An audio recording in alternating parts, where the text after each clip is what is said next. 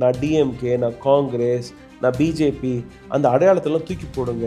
நீ என்னுடைய அந்த வாழக்கூடிய உரிமையை நீங்க பறிக்கிறீங்க இல்லையா? நான் கஷ்டப்பட்டு சம்பாரிச்சு வாங்கக்கூடிய வாகனத்துல போடக்கூடிய பெட்ரோலை கூட உங்களால சரியா கொடுக்க முடியும். என்னுடைய தலைவர் யாராக இருக்கணும்னு எனக்கு கிடைச்ச அந்த ஓட்டு அதிகாரத்தை கூட நீங்க என்னோட பறிச்சுட்டீங்க. 1 லிட்டர் எத்தனாலை தயாரிப்பதற்காக 4000 லிட்டர் தண்ணி தேவைப்படும். 1 லிட்டர். இப்ப கரும்பு விளைச்சல் பாதிக்கப்படுது. அவ்வளோ கரும்பு தேவைப்பட்டுச்சு, உங்களால பண்ண முடியல. இப்ப என்ன பண்ணிட்டீங்க? ரைஸை வச்சு நீங்க எத்தனால் தயாரிக்க ஆரம்பிக்கிறீங்க. ஸோ மக்களுடைய உணவை பறித்து, தண்ணீரை பறித்து, 1 லிட்டர் எத்தனால் அரிசி வழியாக நீங்க பண்ணீங்கன்னா 10,000 லிட்டர் தண்ணி வேணும். ஸோ மக்களுடைய உணவு மீதும் நீங்க கை வச்சுட்டீங்க. நாளைக்கு என்ன ஆகும்? இந்த எத்தனாலுக்காக எல்லா சாப்பாட்டையும் கொடுத்துட்டு நம்ம இம்போர்ட் பண்ண ஆரம்பிக்கும். இன்னைக்கு 50 ரூபா வித்துட்டு இருக்க அரிசி நாளைக்கு 100 ரூபா 150 ரூபான்னு விற்கும். பெட்ரோலும் நீங்க விலை அதிகமாக கொடுத்து வாங்கணும். சாப்பிட்ற சாப்பாடும் நீங்க விலை அதிகமாக கொடுத்து வாங்கணும். அதற்கு மேல நீங்க பாத்தீங்கன்னா அமெரிக்கா கிட்ட இருந்து ஒப்பந்தம் வேற ஒன்று போட்டீங்க, அக்ரிகல்ச்சர் ட்ரேட் டீல். அப்போ இந்தியாவுடைய விவசாயி அவர் விளைய வைக்கக்கூடிய பொருட்களை கூட நீங்க விற்க முடியாம போயிடும். ஏன்னா இங்க 35 ரூபா 40 ரூபா கோதுமை விற்பான். அமெரிக்காக்காரன் என்ன பண்ணுவான்னா 15 ரூபாயில கொடுப்போமா? போட்டி விட முடியுமா? மக்கள் யார்கிட்ட போய் வாங்குவாங்க? மக்களுக்காக மக்களே களத்தில் இறங்கினால் மட்டும்தான் இந்த நாட்டை இதுக்கப்புறம் காப்பாற்ற முடியும். 2வது, சுதந்திர போராட்டத்திற்கு எல்லாருமே இதற்கு மேல் தயாராகிவிட வேண்டும். இதுதான் ஒற்றை வழி, வேறு எந்த வழியுமே கிடையாது. வணக்கம். இன்று நம்மோடு ரூஸ்டர் உடைய சேர்மன் ஐயா, உங்களை நான் முதலாக இன்று எடுப்பது எனக்கு கொஞ்சம் நடுக்கமாகத்தான் இருக்கின்றது. காரணம், நீங்கள் இதுவரை பேசுகின்றதெல்லாம் பெரிய அளவில், அதாவது அந்த தேசத்தினுடைய பிரதமர்களை பற்றியும் வெளிநாட்டில் இருக்கக்கூடிய பிரதமர்களை பற்றியும் மற்றவர்களை பற்றியும் தான் பேசி கொண்டிருக்கிறீர்கள். ஆனால் நான் பக்கா லோக்கல். நான் லோக்கலில் இருந்து கொண்டு இன்றைக்கு உங்களிடத்தில் மம்தாவை பற்றியோ அல்லது திரு மோடிஜி அவர்களை பற்றியோ நிர்மலா சீதாராமன் அவர்களை பற்றி பேசுவது என்பது எனக்கு புதிதாக ஒன்று. இருந்தாலும் பேசித்தான் ஆக வேண்டும், பேசுவோம். இன்றைக்கு மம்தா அவர்கள் தோற்று போன காரணத்தினால் இன்றைக்கு மேற்கு வங்கத்தில் நடக்கின்ற தினந்தோறும் நடந்து கொண்டு இருக்கக்கூடிய அந்த நிகழ்வுகளை பார்க்கும்போது பொதுமக்கள் ஆகிய எங்களுக்கே மிகுந்த மனவேதனையை தருகிறது. அதை பற்றி நீங்கள் என்ன நினைக்கின்றீர்கள்? ஓகே, ஃபர்ஸ்ட் ஆஃப் ஆல் உங்களுடைய எக்ஸ்பீரியன்ஸுக்கு நான் உங்களுக்கு முன்னாடி பேசுகிறது பெரிய விஷயம். ஸோ டெஃபினெட்லி நான் உங்கள்கிட்ட கற்றுக்கக்கூடிய விஷயங்கள் பல இருக்குது. Now I will come to the point. Mamata பானர்ஜியோடைய விவகாரம். மம்தா பானர்ஜி இன்னைக்கு காலகட்டத்தில் இந்தியாவில் இருக்கக்கூடிய ஒரு போல்டான தலைவிகளில் அவர் ஒரு தைரியமாக நரேந்திர மோடியை தட்டி கேட்டதாக இருக்கட்டும், இல்லை ஒரு ஃபாசிசத்துக்கு எதிராக நின்ற ஒரு தலைவியாக இருக்கட்டும். ஆனால் இன்னைக்கு நீங்கள் பார்த்தீங்கன்னா மம்தா பானர்ஜி மட்டுமல்ல, அது சிவசேனாவாக இருக்கட்டும், என்சிபியாக இருக்கட்டும், டிஎம்கேவாக இருக்கட்டும், தெலுங்கு தேசமாக இருக்கட்டும், சமாஜ்வாதி பார்ட்டியாக இருக்கட்டும், பகுஜன் சமாஜ்வாதி பார்ட்டியாக இருக்கட்டும், ராஷ்ட்ரிய ஜனதா தள, எந்த அரசியல் கட்சியாக இருந்தாலும் அனைத்து அரசியல் கட்சிகளுடைய ரிட்டையர்மெண்ட் டயத்தை தான் நீங்கள் பார்க்குறீங்க. மம்தா பானர்ஜி கிட்ட ஒரு 27-28 எம்பிக்கள் இருந்தார்கள். அதுலேருந்து ஒரு 7 பேர் தான் அந்த பக்கம் நிற்கிறாங்க. இன்னைக்கு 19 எம்பிக்களை உடைச்சிட்டாங்க. இந்த 19 எம்பிக்களை உடைப்பதற்கு முன்பு ஒரு 8 எம்பிக்களை அவர்கள் உடைச்சி வந்தாங்க. பட் 8 எம்பிக்களை உடைச்சி எந்த பிரயோஜனமே கிடையாது. பிகாஸ் 2/3 மெஜாரிட்டி தேவை. ஒரு கட்சியை தன் கைவசப்படுத்துவதற்காக தேவைப்படக்கூடிய அந்த நம்பர்ஸ் இஸ் 2/3. அப்போ அந்த 2/3 மெஜாரிட்டிக்கு பின்னாடி இருக்கக்கூடிய மேஜிக் இன்னைக்கு நீங்கள் புரிஞ்சுக்கணும். இந்த பதிவு வழியாக Narendra Modi 2024 when he became the 3rd time prime minister, he is a minority prime minister. 240 எம்பிக்கள் தான் இருக்கு. அதுக்கப்புறம் ஒரு பக்கம் சந்திரபாபு நாயுடு, இன்னொரு பக்கம் நிதிஷ்குமார், இவங்களுடைய அந்த சப்போர்ட்டால் எப்படியோ உருட்டிட்டார் 2 வருஷம். பட் அந்த உருட்டினதுக்கப்புறம் நீங்கள் பார்த்தீங்கன்னா அந்த 290 சம்திங் தே ஹேவ், அதுலேருந்து ஒரு நம்பர் கூட அதிகரிக்கலை. லோக்சபாவில் அப்படி இப்படின்னு அவங்க ஒரு பில்லை பாஸ் பண்ணால் கூட ராஜ்யசபா போகும்போது அது பில் ஃபெயிலியர். நவ் நீங்கள் இதோடைய லார்ஜ் அண்ட் இம்பேக்டை பார்க்கணும். ஆர்எஸ்எஸ் இன்னைக்கு கிடையாது, வரக்கூடிய ஒரு 100 ஆண்டுகள் கூட இந்தியாவுடைய ஆட்சி எங்கள் கையில் இருக்க வேண்டும் என்கிற ஒரு பிளானை போட்டிருக்காங்க. இது ஒரு நீண்ட நாட்களுக்கான பிளான். அப்கி பார் 400 பார்னு சொன்னாங்க. அப்கி பார் 400 பார் வரல, பிகாஸ் மக்களுடைய அந்த ஓட்டு வந்து பிரிஞ்சிருச்சு. நவ் டீலிமிட்டேஷன் வந்தது. டீலிமிட்டேஷன் வழியாக ஒட்டுமொத்த இந்தியாவில் இருக்கக்கூடிய தலையெழுத்தை மாற்றக்கூடிய விஷயத்தை இவர்கள் ட்ரை பண்ணாங்க. ராஜ்யசபாவில் போய் உடஞ்சிருச்சு. அதுக்காக அவர் என்ன பண்ணுறாருன்னா, எப்படி ஓட் சோரி நடந்ததோ அப்படியே சீட் சோரிக்காக இப்போ இறங்கிட்டார். ஆம் ஆத்மி கட்சியில் இருக்கக்கூடிய 7 பேரை உடைச்சாங்க. அது 7 பேருமே ராஜ்யசபாவில் மைனாரிட்டியாக இருந்த பிஜேபி இன்னைக்கு மெஜாரிட்டி ஆகிருச்சு. So what ever bill goes to Rajya Sabha hence fourth அங்கே பாஸ் ஆகிடும். பட் லோக்சபாவில் நம்ம ஃபெயிலாக இருக்கும். அப்போது லோக்சபாவில் நாளைக்கே சந்திரபாபு நாயுடு காலை வாரி விட்டா, நிதிஷ்குமார் காலவாரி விட்டால் எங்கே போவோம்? அதனால இப்போ அடுத்த முயற்சி என்னென்னா, சின்ன சின்ன அரசியல் கட்சிகள், மாநில அரசியல் கட்சிகளை உடைச்சு தன் வசப்படுத்தணும். இப்போ டிஎம்கேவை உடைக்க சொன்னால் உடைப்பாங்கள? உடைய மாட்டாங்க. பட் டிஎம்கேல இருக்கக்கூடிய எம்பிக்களை உடைக்கலாமா அப்படின்னா அதுக்கு சாத்தியம் இருக்குது. பணத்தை கொடுப்பாங்க, இடி சிபிஐயோட ரேடை போடுவாங்க. எங்களுக்கு தேவை 2/3 மெஜாரிட்டி. 2/3 மெஜாரிட்டி ஒவ்வொரு அரசியல் கட்சியிலும் உடைச்சு அந்த அரசியல் கட்சி தன் பக்கம் பண்ணணும். சிவசேனா அதற்கான உதாரணம், என்சிபி அதற்கான உதாரணம். என்சிபி கிட்ட இப்போ 8 எம்பிக்கள் இருக்காங்க. சுப்ரியா அவருடைய மகள், சரத்பவாருடைய மகள் டாக்டர். ஆமாம், அந்த பெண் மட்டும்தான் அங்கே நிற்கிறார்களே ஒழிய வேறு யாருமே கிடையாது. Now there is a possibility of NCPT merging to merge with the Congress. merge ஆயிடுச்சுன்னு வச்சுக்கோங்களேன் காங்கிரஸோட. அப்போ அவங்க இந்த மாதிரி மாற முடியாது. மாறினா ரிசிக்னேஷன் கொடுக்கணும். இதைத்தான் டிஎம்சி கிட்டையும் பல்வேறு சொல்லிட்டு இருந்தாங்க. இந்த மாதிரி உடனடியாக நீங்கள் merge பண்ணிடுங்க. பட் லேடி டிஎம்சிங்கிற அந்த அடையாளத்தை வச்சு 15 ஆண்டுகள் வெஸ்ட் பெங்காலில் ஆண்ட பெண்மணியால் அந்த விட்டு கொடுக்க முடியலை. அந்த விட்டு கொடுக்க முடியாத பட்சத்தில் இன்றைக்கி என்ன ஆச்சுன்னா, கட்சியும் போயிருச்சு, உங்களோட எதிர்காலமும் போயிருச்சு. ரைட். இப்போது வெஸ்ட் பெங்காலை பொறுத்தவரையில் இன்னொரு விஷயத்தை நம்ம புரிஞ்சுக்கணும். இந்த 19 எம்பிக்களுமே தானாக முன்வந்து போனாங்களா இல்லை கட்டாயமாக போனாங்களா நீங்கள் பார்க்கணும். இந்த தேர்தல் பிரச்சாரத்தின் போது நரேந்திர மோடி அவர்களுடைய ஒரு ஸ்டேட்மெண்ட் எனக்கு ஞாபகத்தில் இருக்கு. எலெக்ஷன் முடியட்டும், ஒவ்வொரு நபரையும் குறிவைத்து டார்கெட் செய்து நாங்கள் சொன்னார் அவங்களுக்கு பதில் கொடுப்போம் அப்படின்னு சொன்னார். அதே விஷயத்தை அமித்ஷா ஆல்சோ செட், சுன் சுன் கே பதிலா லேங்க. This is what the line was. அதே மாதிரி நீங்கள் பாருங்கள், எலெக்ஷன் முடிஞ்சிச்சு.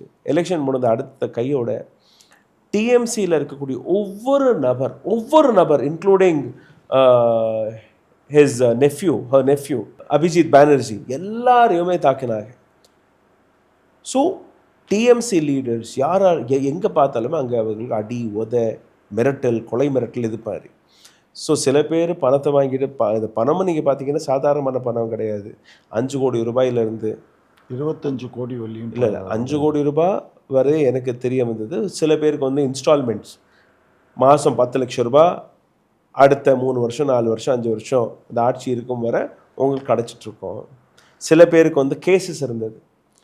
கேசஸ் இருக்கவங்கள்ட்ட ஒரு 50 லட்சத்தை கொடுத்துட்டு கேஸை முடிச்சிடுறோம், நீங்கள் இந்த பக்கம் இருங்க அப்படின்னு. இதில் ஒரு 7-8 பேர் இந்த மாதிரி சிக்கியிருக்காங்க. மீதம் இருக்கக்கூடிய நபர்கள் வீட்டை விட்டு ஓடிட்டாங்க. பிகாஸ் மம்தா பானர்ஜி பகிச்சிக்க முடியாது. They are loyal to her. இந்த பக்கம் வரக்கூடிய ப்ரெஷர் அவங்களால் ஏற்றுக்க முடியலை. அங்கே வீட்டில் இருந்து எஸ்கேப். இப்போ என்ன ஆகுதுன்னா, பிஜேபியோடைய குண்டர்கள் அவங்களோட வீட்டில் போய் உட்கார்றாங்க. வெளியில் போலீஸ் பாதுகாப்பு. போலீஸ் யார் கையில் இருக்குது? பிஜேபி கையில். கவர்மெண்ட். வெளியில் போலீஸ் பாதுகாப்பு. அதில் 2 எம்பிக்களோட வீட்டை உடைச்சிட்டாங்க. ரைட். ஸோ இந்த இடத்துல என்ன நடக்குதுன்னா, பயத்தில் சரண்டர் ஆகலாம், இல்லைன்னா நீங்கள் உயிரோடு இருக்க முடியாதுங்க. அந்த நிலையில் இன்னைக்கு இந்த நாட்டுடைய அரசாங்கம் இருக்குது, இந்த நாட்டுடைய சுச்சுவேஷன் இருக்குது. இதே 2014 நரேந்திர மோடி அவர்கள் முதல் முறையாக பார்லிமெண்ட்டுக்குள் போகும்போது அந்த காட்சி உங்களுக்கு ஞாபகத்தில் இருக்கா என்னன்னு எனக்கு தெரியலை. நான் அந்த காட்சியை சர்ச் பண்ணி உங்களுக்கு அனுப்புகிறேன். ப்ளீஸ் இந்த காட்சியை வந்து போடுங்க. நரேந்திர மோடி அவர்கள் பார்லிமெண்ட்டுக்குள் முதல் முறையாக காலடி எடுத்து வைக்கும்போது அவர் போன விதம் எப்படி இருந்துச்சுன்னா, இது வந்து கோவில், கான்ஸ்டியூஷனுடைய கோவில், அப்படியே மண்டி போட்டு கும்பிட்டு விழுந்து போனார். ஸோ அதே கோவிலில் இன்னைக்கு என்ன நடக்குது? அந்த பாட்டியை பீயுங்க, இந்த பாட்டியை உடையுங்க, அந்த பாட்டியை உடையுங்க, பணத்தை கொடுங்க, கொலமிரட்டில் கொடுங்க. So what sort of temple have you build? So Narendra Modi அவர்கள் 2014ஆம் ஆண்டு நடத்திய நாடகம் இன்னைக்கு அரங்கேற்றி வருகிறது. ஸோ ஒரு 12 ஆண்டு காலமாக ஒரு லீடர் தன்னுடைய அரசியல் கட்சியில் இருக்கக்கூடிய அவருக்கு சமமாக இருந்த அரசியல் தலைவர்கள் வருடம் 2002ஆம் ஆண்டிலிருந்து 2006ஆம் ஆண்டு வரை Narendra Modi though he was a chief minister of Gujarat, ஆனால் கூட அவர் வந்து அடக்கி வாசிச்சுட்டு இருந்தார். ஏன்? வாஜ்பாய் இருந்தார், அத்வானி இருந்தார், முரளி மனோகர் ஜோஷி இருந்தார், ரைட், உமா பாரதி இருந்தாங்க. இது மாதிரி ஏராளமான தலைவர்கள் சீனியர் தென் நரேந்திர மோடி. ஸோ நரேந்திர மோடியை தட்டி கேட்பதற்கான பல நபர்கள் அங்கே இருந்தாங்க. 2002 ரைட்ஸ் வரலைன்னா நரேந்திர மோடி அடையாளம் இல்லாமல் போயிருப்பார். இன்னைக்கு குஜராத் மாடலை வச்சு எத்தனை மாநிலங்கள் நீங்கள் பிடிச்சிருக்கீங்க? ஒரு மாநிலத்தை நீங்கள் காட்டுங்க. குஜராத்தை தாண்டி இன்னைக்கு நரேந்திர மோடி அல்ல பிஜேபியால் ஒரு மாநிலத்தை கூட பிடிக்க முடியவில்லை. இதுதான் உண்மை. மகாராஷ்டிராவை எப்படி நீங்கள் பிடிச்சீங்க? சிவசேனா உடைச்சீங்க, பேக்டோர் வழியாக நீங்கள் பிடிச்சீங்க. கர்நாடகாவை எப்படி பிடிச்சீங்க? அதே மாதிரி இங்கே மத்திய பிரதேசத்துக்கு வாங்க, கமல்நாத்துக்கு கொடுக்காத தொல்லையா? நிதிஷ்குமார் பீகார் எப்படி நீங்கள் பிடிச்சிருக்கீங்க? ஹிமாச்சல் பிரதேஷ்க்கு எப்படி நீங்கள் போனீங்க? இன்னைக்கு ஹிமாச்சல் பிரதேஷில் காங்கிரஸோட அரசாங்கம். பட் இதுக்கு முன்னாடி டெல்லி வச்சுக்கோங்க, டெல்லி ஆம் ஆத்மி கட்சி. நீங்கள் so you show me one single state where BJP said நாங்கள் உழைச்சு நேரு வழியில் இந்த மாநிலத்தை பிடிச்சிட்டோம். Just show me one single state.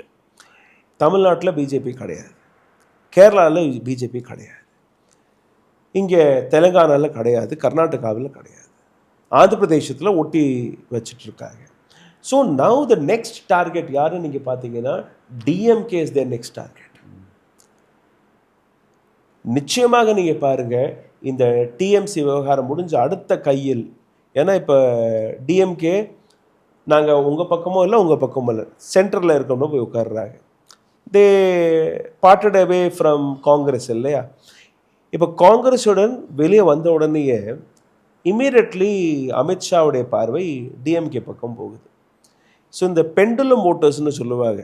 இந்த பெண்டுலம் ஓட்டர்ஸ் இந்த பக்கமும் இல்லை அந்த பக்கமும் இல்லை, இவங்க எந்த பக்கம் வேணாலும் ஓட்டு போடலாம், யாரும் கேட்பதற்கு இல்லை, ரைட்?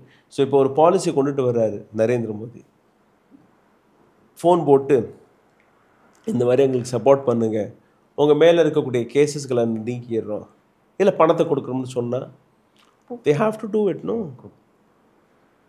இன்னைக்கு ஏடிஎம்கேயோட எதிர்காலத்தை இல்லை ஏடிஎம்கேயோடைய அந்த அடையாளத்தை அழிச்சது யாருன்னு நீங்கள் பார்த்தீங்கன்னா இதே பிஜேபி, ரைட்? பிஜேபி இன்னைக்கு ஒரே ஒரு எம்எல்ஏ தான் தமிழ்நாட்டில் இருக்காங்க இந்த 2026 அசெம்பிளி எலெக்ஷனில். பட் இத்துடன் பிஜேபி அழிந்துருமான்னு நீங்கள் பார்த்தீங்கன்னா கிடையாது. ஏன்னா இருக்கக்கூடிய 2 பழமையான கட்சிகள் டிஎம்கே அண்ட் ஏடிஎம்கே, திராவிட கட்சிகள் ரெண்டுமே இன்னைக்கு கேள்விக்குறியில். இவர் அண்ணாமலை இறக்கி விட்டுட்டாங்க.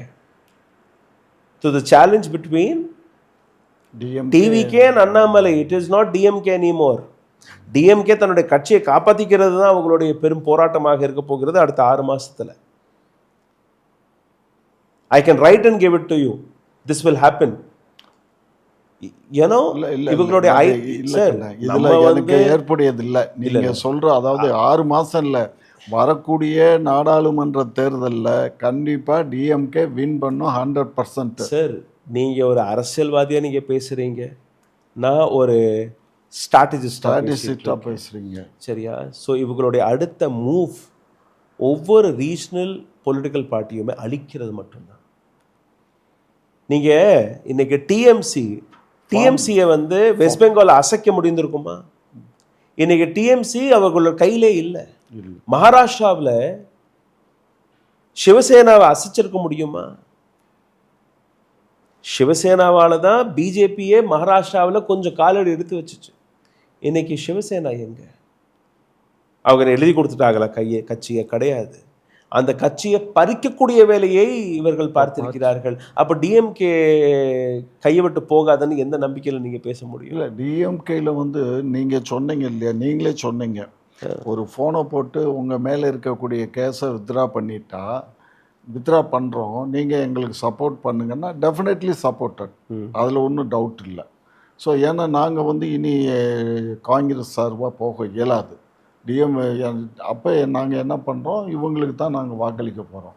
அப்படி இருக்கும்போது சரி, நமக்கு தான் சப்போர்ட்டிவாக இருக்காங்கல்ல, எதுக்கு தேவையில்லாமல் அவங்கள உடைக்கணுங்கிற அந்த பாலிசி வந்துடும். ஆமாம். ஸோ அதே மாதிரி நீங்கள் பண்ணும்போது மாநில கட்சிகளுடைய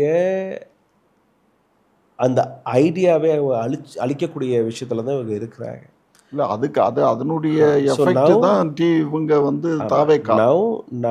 now what Congress is doing, Congress முட்டி மோதி பார்த்தாங்க. எதிர்கட்சிகள் ஃபெயில் ஆனதுக்கான காரணமும் காங்கிரஸ் தான். ரைட். அதே மாதிரி நீங்கள் பார்த்தீங்கன்னா இன்னைக்கு ஒரு பெரிய ஜாயிண்ட்டுடன் நீங்கள் மோதுவதற்காக இன்னொரு ஜாயிண்டால் தான் முடியும், பெரிய சக்தியால் தான் முடியும். இன்னைக்கு தேதியில் பெரிய சக்தி யாருன்னா பிஜேபிக்கு அடுத்தபடியாக காங்கிரஸ் தான். காங்கிரஸ் 99 எம்பிக்கள் இருக்காங்க. இப்போ மம்தா பானர்ஜி ஒரு வேளை ஒன்று கூடியிருந்தாங்கன்னா, அவங்க கையில் இருக்கக்கூடிய இந்த 20 ஆட் எம்பிஸ் இங்கே வந்திருந்தாங்கன்னா நேரடியாக தேர்தலில் கலந்து கொள்ளாமலேயே காங்கிரஸோடைய பலன் 120 130 டச் ஆகிருக்கும். நான் இதை தான் எல்லாருமே கைப்பிடிக்க வேண்டும் இல்லையே. ஏன்னா இந்தியா அலைன்ஸில் இருக்கக்கூடிய ஒவ்வொரு அரசியல் கட்சியும் நேரடியாக காங்கிரஸ் அல்ல இது போன்ற கட்சிகளுடன் ஸ்ட்ராங்காக இணைஞ்சிடணும், ஒரு கட்சியாக மாறணும். பிகாஸ் இன்னைக்கு காலகட்டத்தில் யாருமே ஜெயிலுக்கு போக தயாராக இல்லை. ரொம்ப தைரியமாக இருக்கக்கூடிய அரசியல்வாதிகளை நீங்கள் ஃபிங்கரில் எண்ணலாம். நான் வந்து தைரியமாக நான் ஜெயிலுக்கு போகிற தயாராக இருக்கேன். Arvind Kejriwal was one of the brave person. Sanjay Singh was a brave person. So இந்த மாதிரியான நபர்கள் வந்து சிறைக்கு போனாங்க, 6 மாதம் 1 வருஷம் இருந்துட்டு வந்தாங்க. அதற்கு கீழே இருக்கக்கூடிய லீடர்ஸ் இன்னைக்கு 8 பேர் உடஞ்சு போனாங்க, எல்லாம் அங்கே போயிட்டாங்க. ஆமாம், 7 பேர் உடஞ்சு போனாங்களே. Mamata Banerjee she will go to the jail, Abhishek Banerjee will go to the jail, Kirti Azad world cup cricketer ஐடியாலஜிக்காக அங்கே நிற்கிறார், he will go to jail. But மற்ற நபர்கள் எல்லாருமே ஓடி போயிட்டாங்க இல்லையா. ஸோ அந்த மாதிரி தமிழ்நாட்டை பொறுத்த வரையிலும் எம்கே ஸ்டாலின் அவர்களோட குடும்பத்தை சார்ந்த நபர்கள் போக மாட்டாங்க, நம்பலாம். இன்னொரு சில நபர்கள் போக மாட்டாங்க, நம்பலாம். பட் எல்லாருமே போக மாட்டாங்களா? இருக்காங்க, ஊழல் பேர்வழியில் இருக்காங்க. இன்னைக்கு தமிழ்நாடு அரசியலில் நீங்கள் பார்த்தீங்கன்னா காங்கிரஸ் ஆட்சி கிடைக்க போகுதுன்னு அப்படியே ஷிஃப்ட் ஆயிடுச்சு. ரைட். விசிகே ஷிஃப்ட் ஆயிடுச்சு, சிபிஎம் ஷிஃப்ட் ஆயிடுச்சு. நின்னாங்களா அவங்களோட? எத்தனை வருஷமாக அவங்களுடைய கூட்டணியில் இருந்தாங்க. ஸோ அரசியலில் எதுவுமே நிரந்தரம் கிடையாது. There is nothing permanent in politics. In this every politician should understand and they know. But அது வந்து ஆக்செப்ட் பண்ணுற அந்த மனத்தன்மையை விட்டுட்டாங்க. So now we all should, and இது வந்து வெறும் அரசியல்வாதிகளுடைய போராட்டம் கிடையாது, மக்களுடைய போராட்டம் கூட. ஏன்னா இன்னைக்கு பிஜேபி இந்த ஸ்தானத்தில் வந்துருச்சுன்னு நீங்கள் பார்த்தீங்கன்னா, யார் ஓட்டு போடலாம் யார் ஓட்டை போடக்கூடாது என்கிற அந்த முடிவை எடுப்பது இன்னைக்கு பிஜேபி. எஸ்ஐஆர் நடந்துச்சு, 97 லட்சம் தமிழ்நாட்டில் நீங்கள் ஓட்டு போடக்கூடாதுன்னு சொல்லிட்டாங்க. அந்த ஓட்டு போடக்கூடாதுன்னு சொன்ன நபர்கள் யாருன்னா 40-45 வயசுக்கு மேலே அரசியலை புரிந்து கொள்ளக்கூடிய நபர்கள். அவர்கள் கையிலிருந்து நீங்கள் ஓட்டை பறிச்சுட்டீங்க. ஓட்டு போட்ட நபர்கள் ஃபர்ஸ்ட் டைம் ஓட்டர்ஸ், மாயஜாலத்தில் இருக்கக்கூடிய ஓட்டர்ஸ். அவங்க ஓட்டு போட்டாங்க. யாருக்கு ஓட்டு போட்டுறாங்க? விஜய்க்கு போட்டார். விஜய் அரசியலில் வந்துட்டார். பட் இதற்கு பின்னாடி இருக்கக்கூடிய காரணம் 97 லட்சம் வாக்காளர்களுடைய வாக்கு பறிக்கப்பட்டு. அன்னைக்கு டிஎம்கே என்ன பண்ணுச்சு? DMK should have been on the roads on that day. இல்லை பேசி பார்த்தாங்க, அதுக்கு விட்டுட்டாங்க. எப்படி யாருன்ற நீங்க சண்டை போட முடியும்? அதான் இன்னைக்கு தேர்தல் ஆணையத்தை நீங்க எப்படி நம்ப முடியும்? தேர்தல் ஆணையத்துடைய எல்லா முடிவுகளுமே பிஎம்ஓ ஆஃபீஸில் எடுக்கப்படுது, பிரைம் மினிஸ்டர்ஸ் ஆஃபீஸில். பிரைம் மினிஸ்டர்ஸ் ஆஃபீஸ் டிசைட்ஸ் அடுத்த சீஃப் எலெக்ஷன் கமிஷனர் யார். அடுத்த சீஃப் எலெக்ஷன் கமிஷனரை அப்பாயிண்ட் செய்வது பிஎம்ஓவாக இருக்கும்போது, பிரைம் மினிஸ்டர் ஆஃபீஸாக இருக்கும்போது அவர் யாருக்கு வேலை பார்ப்பாரு? எப்படி நீங்கள் அக்செப்ட் பண்ணுறீங்க ஒரு ஃப்ரீ அண்ட் ஃபேர் எலெக்ஷன் இந்தியாவில் நடந்துரும்னு? சரி, ஃப்ரீ அண்ட் ஃபேர் எலெக்ஷன் இந்தியாவில் நடக்காதுன்னு நமக்கு தெரியும். எங்கே நம்ம போகிறோம்? சுப்ரீம் கோர்ட்டுக்கு போகிறோம். சுப்ரீம் கோர்ட்டுக்கு போகும்போது சுப்ரீம் கோர்ட் என்ன சொல்லுது உங்கள்கிட்ட? இந்த முறை நீங்கள் ஓட்டு போட முடியலை, அடுத்த வாட்டி போட்டுக்கோங்க. இல்லை, இப்போ இதில் எனக்கு ஒரு டவுட் என்னென்னா, ஒரு சீஃப் எலக்ட்ரல் ஆஃபீஸரை தேர்ந்தெடுக்கணும்னா ஒரு ஃபார்முலா, வழிமுறை சட்ட வடிவம் கிடையாது. வழிமுறை என்னன்னா எதிர்கட்சி தலைவர், சுப்ரீம் கோர்ட் ஜட்ஜு, பிரதமர் 3 பேர் சட்டத்தை மாற்றிட்டாங்க பண்ணுவாங்க. இவங்க என்ன பண்ணாங்க? சட்டத்துறை அமைச்சர், பிரதமர் இவரை கொண்டு வந்து அடுத்த சீஃப் எலெக்ஷன் கமிஷனர் யாருன்னா பிரைம் மினிஸ்டர் இஸ் டிசைடிங். அப்ப பிரைம் மினிஸ்டர் டிசைட் பண்ணும்போது எப்படி ஒரு நாட்டுடைய டெமோக்ரஸியை நீங்க சரின்னு சொல்ல முடியும்? ஸோ அது 97 லட்சம் வாக்காளர்களுடைய வாக்கு பறிக்கப்படும் போது அன்னைக்கு ரோட்ல இறங்கி போராடுவதை விட்டதனால் இன்னைக்கு ஆட்சி இழந்து நிற்கிறாங்க. வெஸ்ட் பெங்கால் போராடி பார்த்துச்சு. வெஸ்ட் பெங்கால் போராடும் போது காங்கிரஸ் போய் நின்றுச்சா? கிடையாது. ஆம் ஆத்மி கட்சி போய் நின்றுச்சா? கிடையாது. டிஎம்கே போய் நின்றுச்சா? கிடையாது. ஒட்டுமொத்தமாக நாம் எதிர்கட்சிகளாக, மக்களாக ஒன்று கூடாத வரை இந்த நாட்டில் இருக்கக்கூடிய டெமோக்ரஸியை காப்பாற்ற முடியாது, கான்ஸ்டியூஷனை காப்பாற்ற முடியாது. Supreme court is compromised, election commission of India is compromised, CBI compromised, income tax compromised, ED compromised, RBI compromised. Then what is left? இல்லை, இதில் ஒன்று சேர முடியாமல் போனதுக்கு காரணம் மம்தா தான் காரணம். மெயினாக ஏன்னு கேட்டிங்கன்னா, மம்தா இந்தியா கூட்டணிக்குள்ளே வர்றதுக்கு மம்தா மட்டும் இல்லை, மம்தா மட்டும் இல்லை, மாநில கட்சிகளில் இருக்கக்கூடிய எல்லா தலைவர்களுமே காரணம். ஏன்னா நாங்கள் எங்களுடைய ஸ்டேட்டில் நாங்கள் தான் ராஜான்னு நினைக்கக்கூடிய விஷயம். எங்களை தாண்டி இப்போது தமிழ்நாட்டில் டிஎம்கே தோற்றதற்கான காரணம் அவர்களுடைய ஓவர் கான்ஃபிடென்ஸ். அந்த ஓவர் கான்ஃபிடென்ஸ் எப்படின்னா, எங்களை தாண்டி நாங்கள் தான் இவ்வளோ செஞ்சுருக்கோமே. ஏன்னா அட்வர்டைஸ்மெண்ட்லாம் பார்த்தீங்கன்னா ஒரு செவரத்தை காட்டுறாங்க, அந்த செவரத்தில் போஸ்ட் ஓட்டிகிட்டே பாருங்க இவ்வளோது நாங்கள் பண்ணியிருக்கோம். That is over confidence. நீங்கள் அந்த பேஸில் உங்களுடைய ஓட்டர்ஸில் கை வச்சாங்க, இத்தனை பேர் ஓட்டு பறி போயிருச்சு. இதை நம்ம சரி பார்க்காம எப்படி நம்ம சார், ஒரு கான்ஸ்டியூஷனுடைய மூலாதாரம் என்ன சார்? நீங்கள் ஒரு அரசியல்வாதி தானே. ஒரு நபருடைய அடிப்படை உரிமை என்ன இந்த நாட்டில்? ஓட்டு தான். நான் என்னுடைய தலைவரை தேர்வு செய்யணும். நான் என்னுடைய தலைவரை தேர்வு செய்வதற்காக எனக்கு கிடைச்ச அந்த அதிகாரம் ஓட்டு. நான் ஓட்டு போட முடியாதுன்னு எனக்கு ஒரு நபர் சொல்றார், நீங்கள் ஓட்டு போட முடியாது. என்னுடைய அதிகாரம் பறிக்கப்படுது. என்னுடைய அதிகாரம் பறிக்கப்படும் போது நான் சுப்ரீம் கோர்ட்டில் போய் நிற்கிறேன். சார், எனக்கு என்னுடைய ஓட்டு இருக்குது, அந்த ஓட்டு சுப்ரீம் கோர்ட் எனக்கு என்ன சொல்லுதுன்னா, இந்த வாட்டி போட முடியல, அடுத்த வாட்டி போட்டுக்கோ. அப்போது என்னுடைய அதிகாரம் பறிக்கப்பட்டுருச்சு, என்னுடைய கான்ஸ்டியூஷன் ரைட் எனக்கு பறிக்கப்பட்டுருச்சு. இல்லை, இதில் அப்புறம் எப்படியான டெமோக்ரஸி? இல்லை, இதில் சுப்ரீம் கோர்ட்டு கூட ஆளுகின்ற அரசுக்கு தலைவணங்கி போகுது. எல்லாருமே காம்ப்ரமைஸ் ஆகிட்டாங்கல்ல. இப்ப காம்ப்ரமைஸ் ஆனதுக்கு அப்புறம் இன்னைக்கு உங்க கையில எந்த சாய்ஸுமே கிடையாது. இன்னைக்கு இருக்கக்கூடிய சாய்ஸ் ஒரே சாய்ஸ். எல்லா கட்சிகளுமே ஒன்று கூடணும், ஒரே சிம்பிள்ல நிக்கணும். காங்கிரஸ் பிடிக்கலையா? பரவாயில்ல, நீங்க இந்தியா அலையன்ஸுங்கிற இந்தியாங்கிற அந்த கூட்டணியை உருவாக்குங்க, அது நடக்க இந்தியாங்கிற கட்சி உருவாக்கி, ஏன்னா எல்லாருமே ஒரே கட்சியில வந்தா மட்டும்தான். ஏன்னா இன்னைக்கு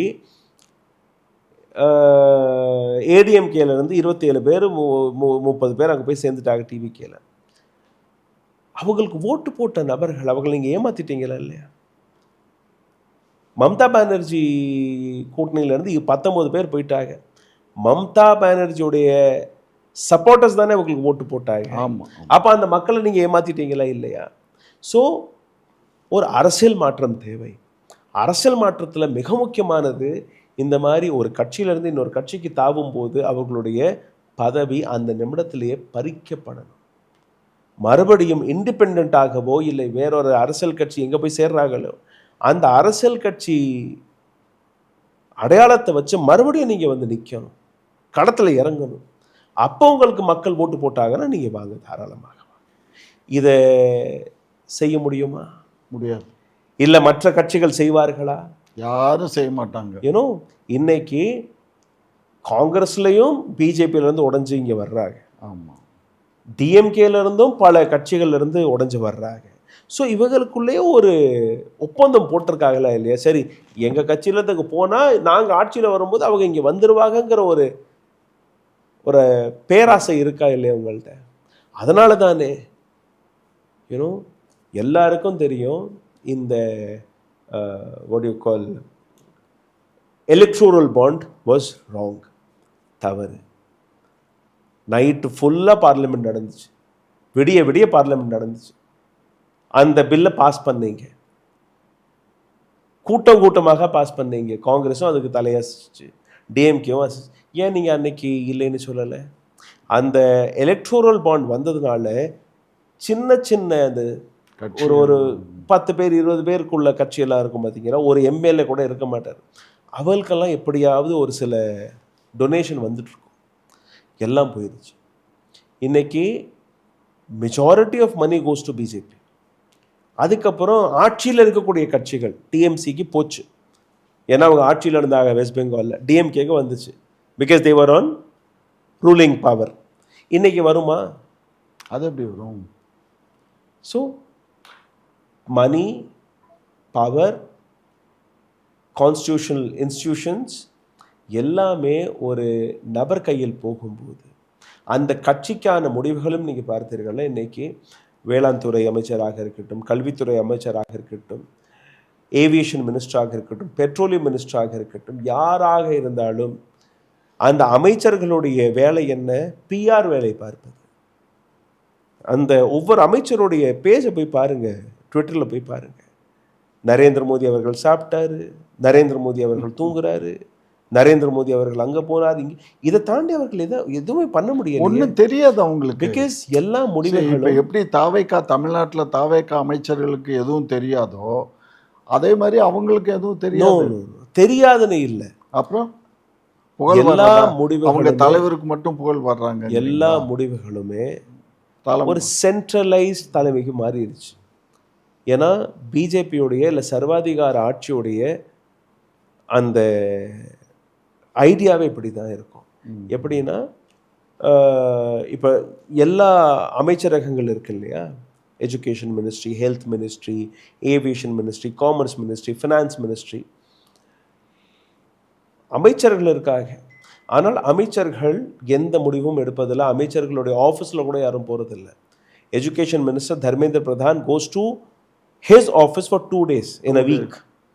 வாரத்தில் 2 நாள் தான் அவர் போகிறார், மீதமுள்ள நாள் பிஜேபிக்கு வேலை பார்த்துட்டு இருக்காரு. Commerce minister Piyush Goyal, he goes 2 days in a week, rest 5 days he works for BJP.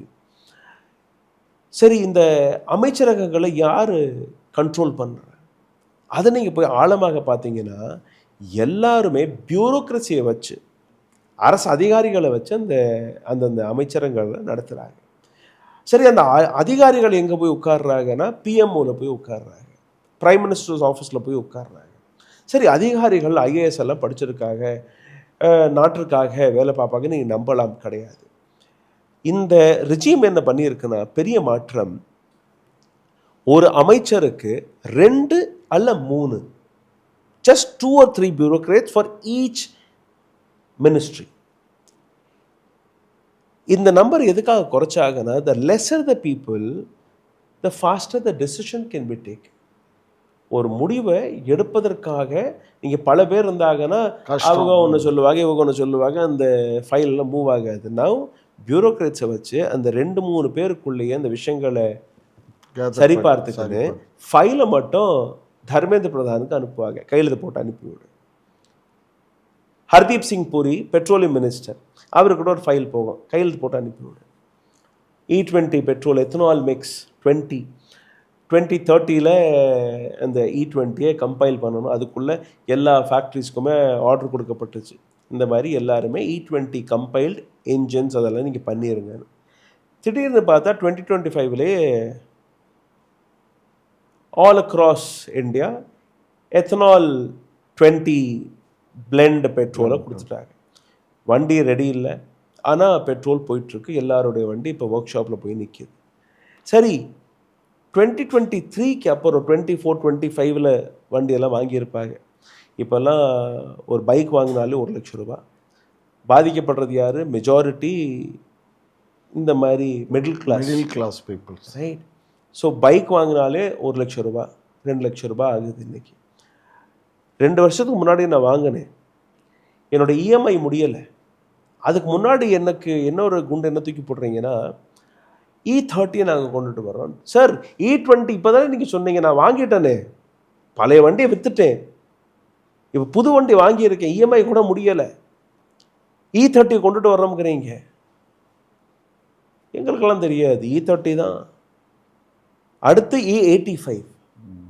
Sir E30 சொன்னீங்க, நான் வாங்கிட்டேன், E85 வண்டியே வரல, பட் 50 இடங்களில் பெட்ரோல் பம்புகளில் E85 கொண்டுட்டு வந்துட்டாங்க.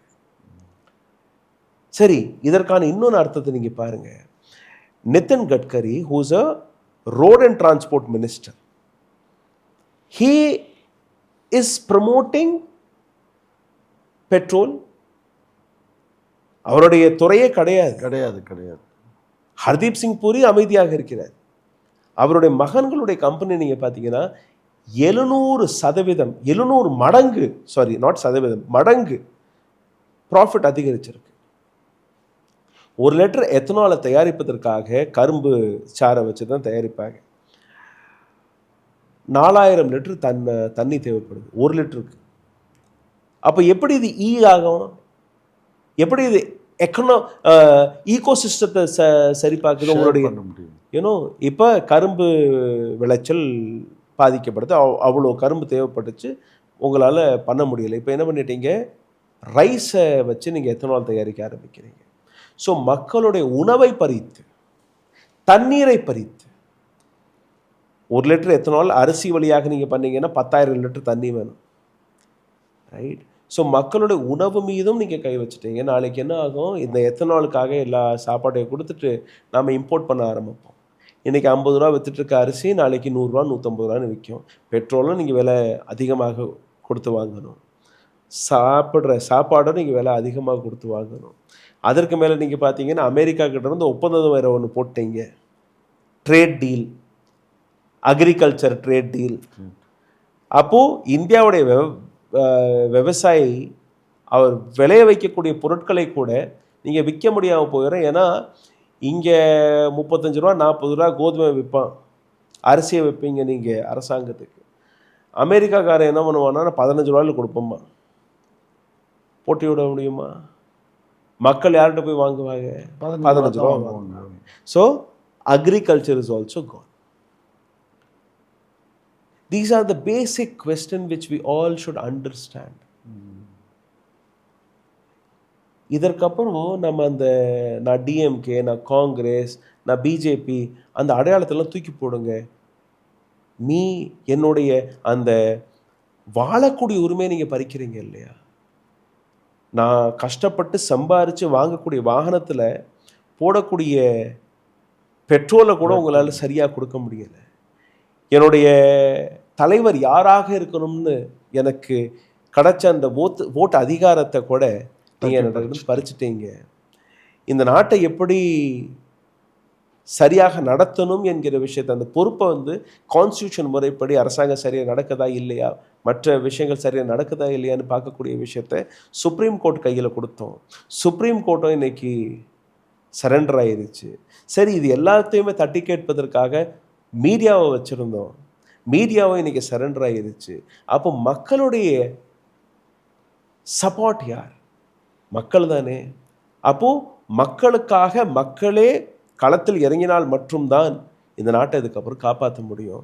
இரண்டாவது, சுதந்திர போராட்டத்திற்கு எல்லாருமே இதற்கு மேல் தயாராகிவிட வேண்டும். இதுதான் ஒற்றை வழி, வேறு எந்த வழியுமே கிடையாது. உங்களால் யாரையுமே அசைக்க முடியாது. ஏன்னா அரசியல் கட்சிகள் பயந்து இந்த கட்சியிலிருந்து அந்த கட்சி, அந்த கட்சியிலிருந்து அந்த கட்சி. There is no politician who is thinking for this country, who is thinking for this population. மக்களுக்காக பேசுவது. ஸோ மக்கள் தான் இதுக்கப்புறம் முன்னாடி வந்து தன்னுடைய அதிகாரங்களை, உரிமைகளை பாதுகாக்க வேண்டுமே ஒழிய வேறு எதுவுமே கிடையாது. Because every thing is compromised. இதுவரை என்னுடைய கேள்விக்கு நீங்கள் கொடுத்த நீண்ட நெடிய ஒரு விளக்கம், இது மக்களுக்கு போய் சேரும். மக்கள் இதை பார்க்க வேண்டும். மக்கள் இந்த நாட்டில் தான் வாழ்கிறோமா, நாட்டில் வாழ்வது என்றால் என்ன செய்ய வேண்டும், தெருவில் இறங்கி போராட வேண்டும் என்று சொன்னதை மக்கள் ஏற்றுக்கொள்கிறார்களா என்று பொறுத்திருந்து பார்ப்போம். நன்றி, வணக்கம். தேங்க்யூ.